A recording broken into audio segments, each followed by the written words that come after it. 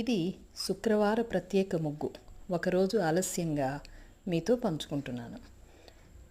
గత 25 సంవత్సరాల పైగా నేను తిరుపతిలో ఉంటూ ఎప్పుడూ ఇక్కడి మహిళలు వారి ముగ్గుల అలంకరణలలో వాడే ఈ మట్టి రంగు గీతలను చూసి అబ్బా ఎంత అందంగా ఉన్నాయి ఈ ముగ్గులు అని అనుకోవటమే తప్ప ఎప్పుడూ ఈ మట్టి రంగు పొడిని కానీ పిండిని కానీ నేను వాడలేదు.